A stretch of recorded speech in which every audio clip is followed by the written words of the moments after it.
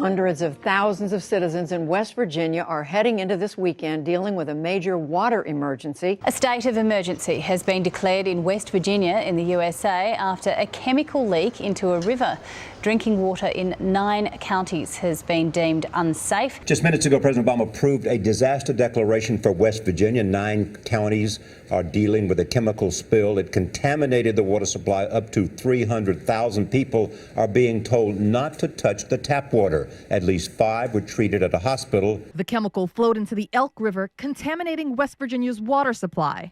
It continued rushing toward the Ohio River, traveling more than 250 miles to Cincinnati.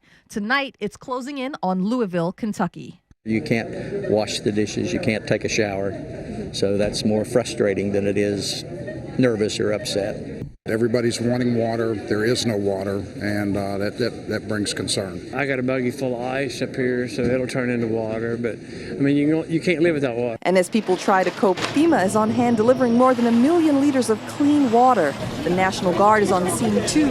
Water bottles like liquid gold. We share the outrage. We share the stress that is going on in the community. We're trying to do the best with what we have, not what we wish we had. But what we saw from that chemical spill is that when we don't have water, it creates a serious situation. You know, we were live on the air when it happened, and it just snowballed from there. Seeing the infrastructure come into place basically for emergency water rationing was interesting. Now, moving into the future, there is no question that the value of water will only go up. And that's true everywhere. So everywhere the value of water will continue to go up as we continue to pollute waterways and as we continue to have increased demand for that water. In short, it was a mess. It was a mess. I was lucky. I had water. But that meant I was sort of ground zero for people who needed showers, who needed to fill up water bottles, for people who just kind of wanted a place where they could get away from the no water situation wherever they were and feel a sense of normalcy for a little bit.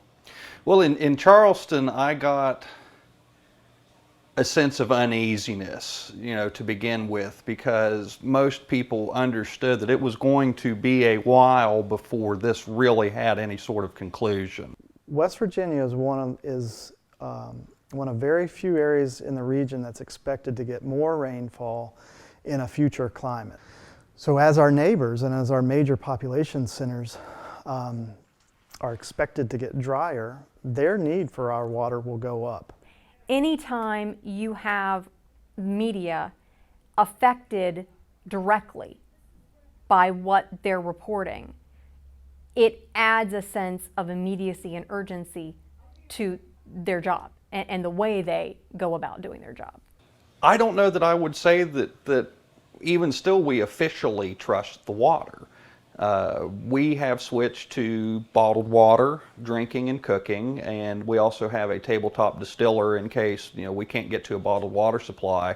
So in that, I don't know that we'll ever trust the city water system in Charleston again. What the chemical spill taught us is that water is extremely valuable, and we just often take it for granted because we have so much of it. Even once the water was turned on, people didn't believe the water was safe.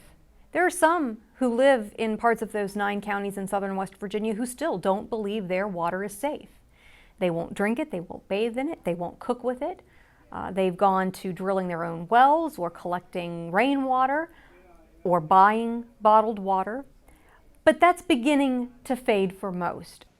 West Virginia is really blessed with an abundant water supply. And unfortunately, we are not blessed at this time with the infrastructure to carry that water supply to the places that it needs to go. That was the first thing that the chemical spill told us, is just how valuable it is. The second thing it taught us is that we have to be protective of that water. I mean, we have to be protective of that water because so much of our state, so much of our businesses, our economy depends on it. It was an amazing experience. Being the news director at that time at the station, seeing the way our staff came together. It didn't matter how tired they were. It didn't matter how dirty they were because they'd been out and about trudging around some site someplace. There was a real sense of purpose in what we were doing. And anyone who's a journalist can identify with that feeling. And you can work through just about anything when you have a sense of purpose.